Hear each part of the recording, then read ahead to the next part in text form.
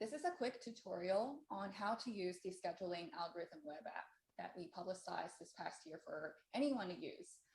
This web app was actually built specifically for the scheduling needs of our program. And so I've been using this for the last 3 years, and now we actually have a web app where anyone can use and put in their own scenarios and generate their own schedules. So the goals I had when scheduling were to account for everybody's state preferences and optimize the schedule in a fair manner. And the algorithm is created to maximize everyone's top ranked dates and to always find a solution to fill every slot. So that specifically refers to the assignment problem. So the algorithm finds a solution that minimizes the sum of every person's ranks for their assigned slots. And it also accounts for schedule restrictions that you enter in. So that's, I think, is really a nice feature of this program. So I'm going to show you how to use it. So on the main page that I have given you the main link for, scheduler.forre.st, this is this page you see. It says that you would need to use tabular data in CSV format. So that's basically through a spreadsheet program. And when you save as for the file, you can save it as CSV format. Here has the main page has a pre-populated example that you can use. So you can download the file here, and that would already prepare you with a file that's already in CSV format. So to create a scenario, here are some of the parameters you can set. So allowing dashes. So that's when, if you want to acquire preference data from your class, for example, you can have them fill in dates where they're not available. So they would put in dashes instead of numbers. Max preference rank. So this is where you can say, I won't allow you to put in ranks beyond the number 3, for example. Require preferences on even restricted dates. So that may arise if there are scheduling problems. For our class, it was related to COVID, where we had to schedule some folks on these shifts, even though they're technically under a restricted schedule, such as on IR, for example. So this is just kind of like as a backup, so that you can have your preferences entered in, even though they're considered restricted currently. Number of different type of slots. So this allows you to schedule multiple types of shifts. So you can put in 1 for one type of shift that you want to work on right now, but you can even put in 4 if you want to create a schedule for 4 different types of shifts at once. Lock preference is basically locking in the preference data that has been entered in by your peers so that they no longer can edit their information. Now going down, this is the header. So this is what you can edit, and this is the overview information that you can provide to your peers. So you're giving them the overview for the entire year, and here are the shifts that we will schedule based on your preferences. And actually, what's nice about this header here is that you can edit the information here live and get a live preview of what you are typing in here. So let's say I want to schedule something for the upcoming academic year. This is an overview of the schedule that we will work on. You can also change what you want to enter in. You can delete rows. You can remove columns. So this is a nice feature where you can live edit the header, as you see here. If you want to be sure that you have saved your work, you can download this as a file, and then once you click create scenario, that should save your work. Moving on, so here is the slot type. So as an example, we can work on this particular slot type. This is where you enter in the list of available slot dates. So these are the dates you want to work on filling, right? So you can download this file as an example, and this would be automatically pulled as a CSV file on this spreadsheet. And so your header would be date, and then the following dates for the entire year you can populate. One easy way to quickly populate all the dates you care about is to enter in the date and then kind of drag this cursor down to the date you want. And then you can easily just remove the dates you don't care about for that section. And the last section here is restrictions. So this is used to set any date ranges where people are not available and should not be assigned to the slot.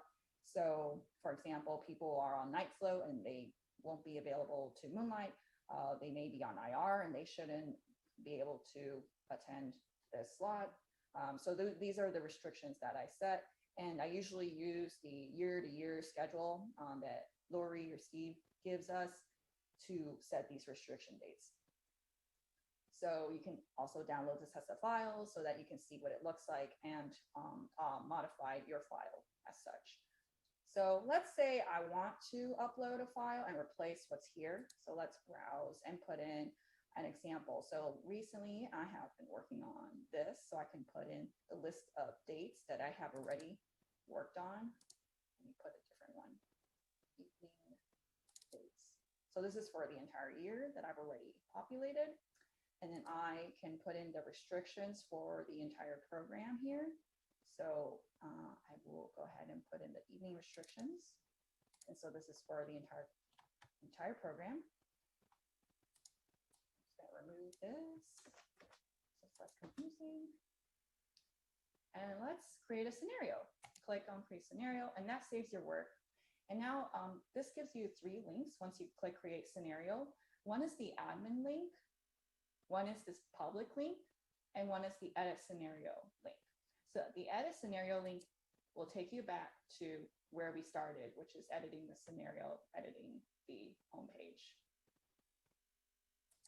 Okay, if you want to share this link with the public, you can give the schedulees this public access link. So this is where they can mark their preferences if they wish.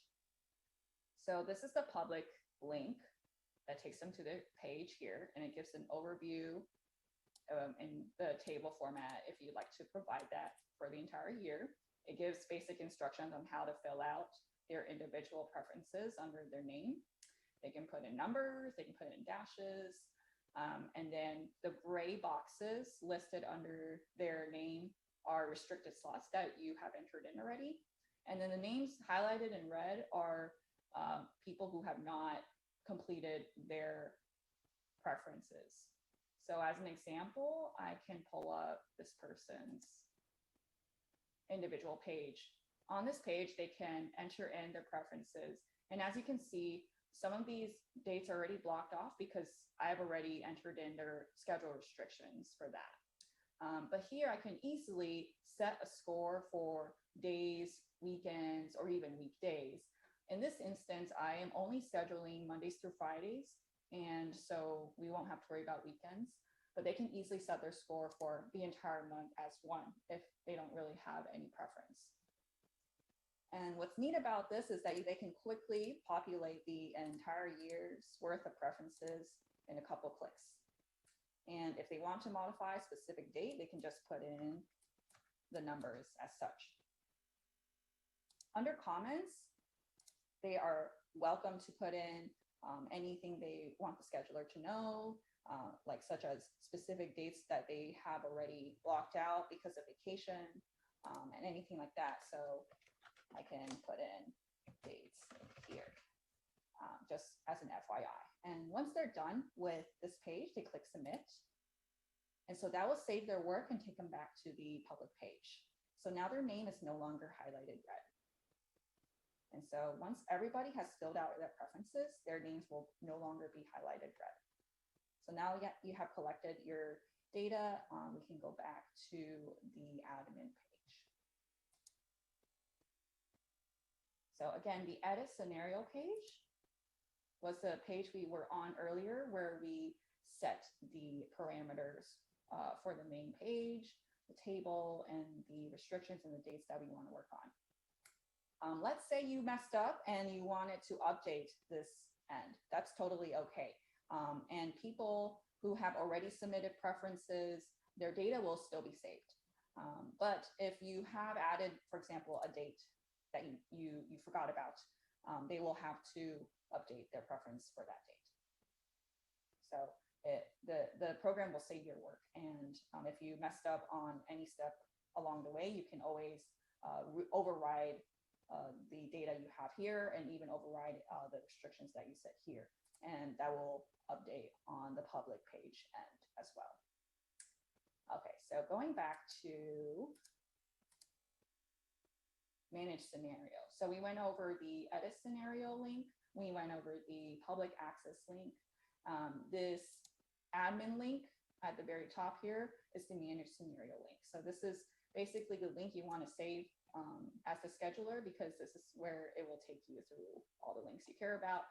And also this is the page where you will get your results. Once you gather all the data, you can tell the program to run these commands and put out a schedule for the whole year, if you like.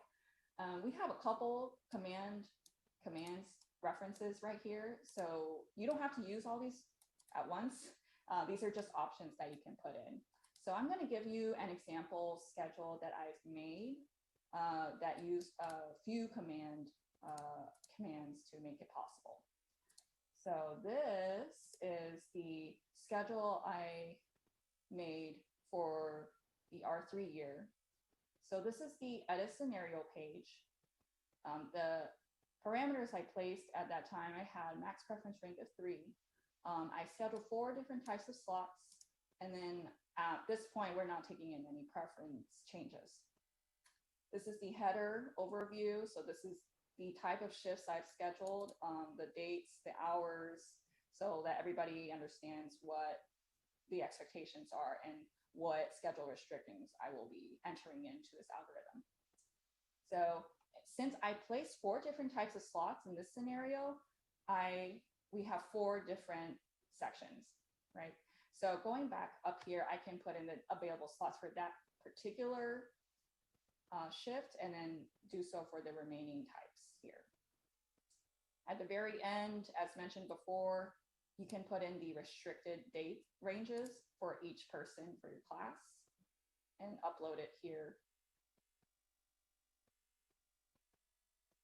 So here is the associated public page link that I gave to everyone to fill out for the entire year. So it lists the dates nicely right here. Everybody has filled out their preferences for the entire year. And so this gives a nice overview. And I can click on an example where you can see that I have filled out my preferences for these weekends for the entire year. And then I can put in comments if I'd like. This is another example where dates were blocked out. So this is an example that we've actually used. And so now that we've collected all the data, I ran a couple commands through the manage scenario page. So for that particular year, there were a couple dates where I wanted to force assign people to holidays because there are only a handful of holidays. Some people covered holidays the prior year. So now to make it fair, there were certain people that I have assigned specific holidays based on coverage from the prior year. There were also comp and paid days that fell close to holidays, so I considered those holidays. So I've assigned all the holidays manually. So this is one function that you can use where you can force assign folks to specific dates for a specific type of slot. And then following that command, I ran a command where the algorithm assigns non-adjacent weekend shifts and non-adjacent Saturday comp and paid shifts. What that means is they won't be assigned to consecutive weekends. They won't be assigned to consecutive comp and paid shifts. that would be very tiring to do. So we have accounted that already in this command. The way this is structured is that you type in the command, you type in the slot type, and everything is listed here for reference if you need to refer to it.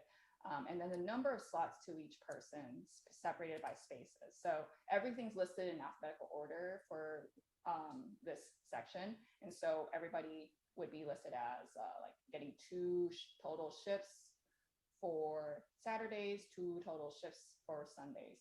And so once you have bracketed that out, the 6 and the 7 refers to the days of the week. So limit to 1 being Monday and then 7 being Sunday. So that's one way where you can divide up the weekends. And it's fairly distributed among everybody. And the same thing here for different type of slots. So this is one way you can run the command.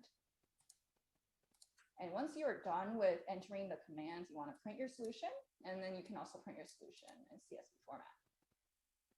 So going down, this is after I've clicked save and run. This is the output it gives us. It gives us the overview for the entire year.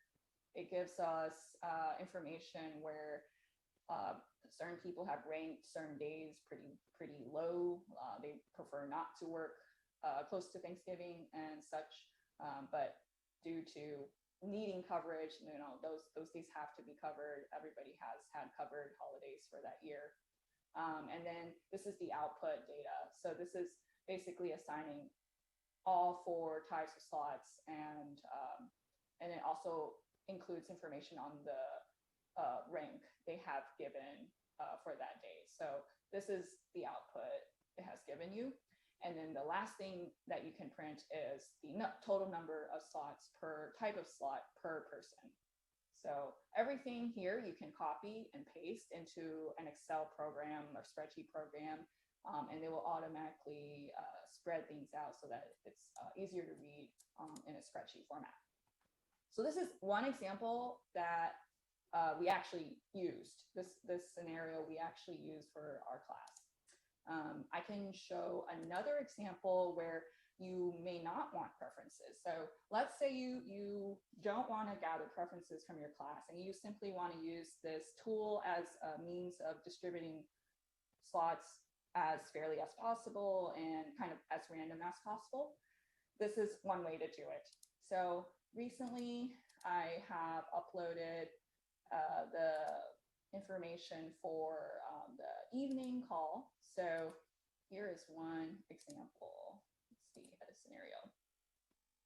So here I have already uploaded the dates and the restrictions. So just to show you how to do that, you just click browse.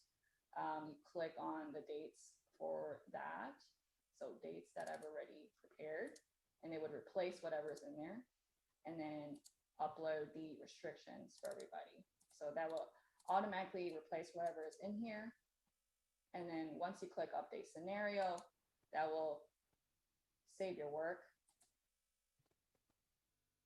And now that I've updated the scenario, I'm now at the scenario page.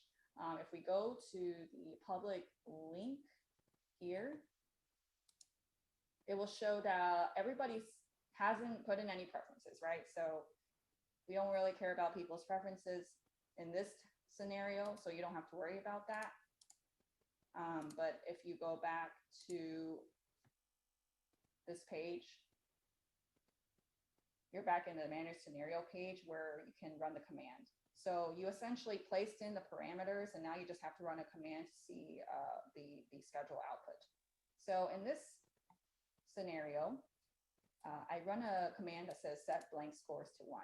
So basically this command tells the entire program to give everybody who is available for the slots I gave a score of 1. So they're available. And the next command I ran is randomize scores, and I put in a random number behind that. And that would basically randomize their score so that it's not all 1s, it would be 1s, 2s, and 3s. So that would add a random component to the slot assignments. Next, this is again, this is an example that you can potentially use. But here, what I did was I assigned the Mondays, Wednesdays, and Fridays first. And then I assigned the Tuesdays and Thursdays. And everybody is listed in alphabetical order. And I know exactly how many slots total I should give to each person. And I divided that up as evenly as possible between the two, knowing that total number of slots that need to be accounted for. So first command was to run for these number of slots for Mondays, Wednesdays, and Fridays. And then that's also partly to kind of give some padding so that people don't do back-to-back shifts. And then after that, doing the Tuesdays and Thursdays. So as an example, this person listed right here as the first one, they would be doing a total of 3 plus 2 slots for the entire year in this example. And after that, I just print out the solution, and I can also print out the solution in CSV. So this is the output after you click Save and Run Program. In this scenario, you can see the entire year as kind of like a overview of who's assigned to where based on the output. The numbers that you see here are all ranked dates. And again, these are random numbers that we kind of generated from the randomized scores in this case. And then here we see that all the slots were assigned. And then it also includes other information such as the total assigned scores. As mentioned before, we want the total score to be as minimal as possible if we are getting preferences from people. And then here is the solution. So you can copy and paste this whole year's worth of schedule into an Excel sheet, and that's the schedule for the entire year that you can use. And then at the very bottom, this prints out the total number of shifts that were assigned to each person from this algorithm. And of course, you can tweak it as you'd like. If you see something that needs minor fixes, of course, you can modify that in an Excel sheet. But this is a pretty nice tool that you can use to generate a schedule for an entire year, a schedule for multiple shifts all at once. So it's a pretty neat tool. So that's an example where you can create a scenario without needing preferences from others, where you can set randomized scores in that situation. And that's pretty much it. Let us know if you have any questions. This is a tool that's built just for this program. So please feel free to reach out to me at any time. All right, thank you.